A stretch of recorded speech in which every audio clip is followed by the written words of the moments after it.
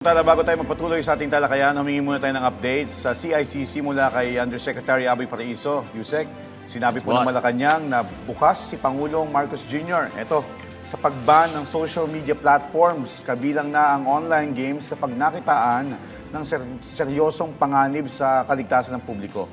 Ano po ang pananaw ng CICC dito?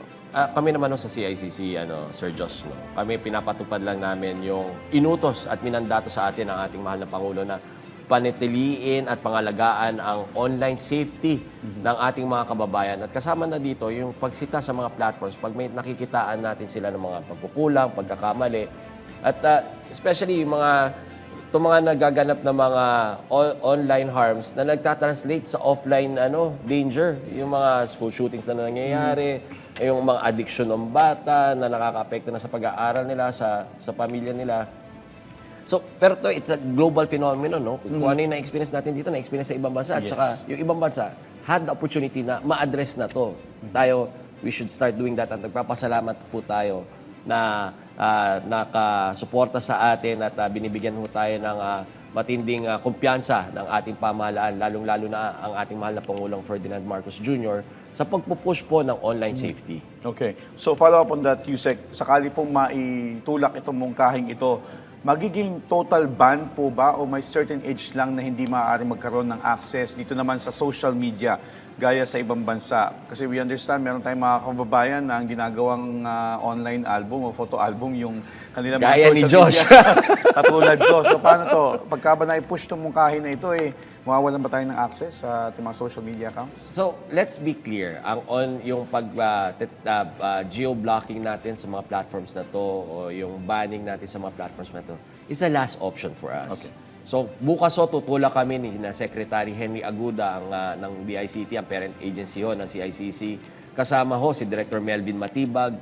Kasama si Commissioner Ella Lopez ng NTC. Kasama ang mga kinatawan ng Senado. Kasama ang kinatawan ng Kongreso para makipagdialogo sa Meta. At pagkasunod doon na habang nasa Singapore na rin kami, makikipag-usap na rin kami kay Roadblocks. Okay. So kasi yun ang nagiging problema, kailangan nating pumunta pa sa ibang bansa para lang dito sa mga dialogue ito. So this is, ito yung commitment natin na talagang uunahin natin magkaroon ng ibang mga hakbang bago ikonsidera ang pag-block dito sa mga platforms na to. Pero sinasabi naman natin sa mga platforms na to, nagagawa nyo naman pala sa ibang bansa. Malaking market ang Philippines. Bakit hindi nyo gawin sa Pilipinas yung ginagawa nyo para sa ibang bansa? Yes. What makes us, equality lang po ang hinahabol ng CICC. Okay, so doon depende yung proseso kung sakasakali man na humantong doon sa sinasabi niyo po na last option na total ban itong social media platforms or online games. Pero speaking of online games, naiulat po na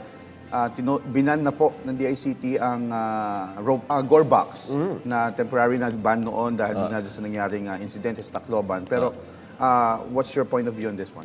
Talaga kung dinesisyonan na ng CICC at ng DICT dahil ito yung bukas kami sa pakikipag-usap sa pakikipag-dialogue, sa pakikipag-koordinasyon at kooperasyon sa iba't ibang mga platforms. Gusto natin dito sila sa ating bansa, pero make sure that it's safe for Filipinos. At ito sa case po ng Gorebox, after the incident po sa Tacloban, pinatawag natin sila, kinausap natin sila, hindi sila tumugon.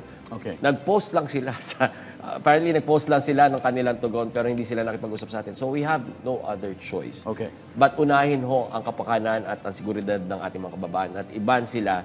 Ang sinasabi naman natin, kung halimbawa in the future, mag-comply sila at mag-coordinate sila sa atin, pwedeng i-lift yung ban na yan. Okay. Pero para po sa dagdag na kapanatagan ng ating mga magulang, dito sa larong Gorebox particularly, pag sinabi pong total ban, hindi na pwedeng i-download to doon sa mga app stores or play stores. So, kasi yung ibang ginagawa po, pag hindi nila ma-download, kasi ako aminado ako dito, meron ako mga application na hindi ma-download sa mga play store, app stores, I go to browsers, and then gumagamit ng APK para ma-download. No? Not too technical, pero meron kasing ibang alternative option para ma-download itong mga laro na to. So, pag total ban, kahit gamitin nyo, hindi ma-access. So, kahit mag-download ka, ma-download mo man yung application, ang binablock namin on the level ng URL. So, ibig sabihin nun, yung bakit mo siya dinownload para magamit mo siya, hindi mo na siya magagamit ngayon kasi hindi mo na ma-access yung mga online features niya. Okay. So hindi na siya pwedeng laruin kahit ma-download yung installer niya.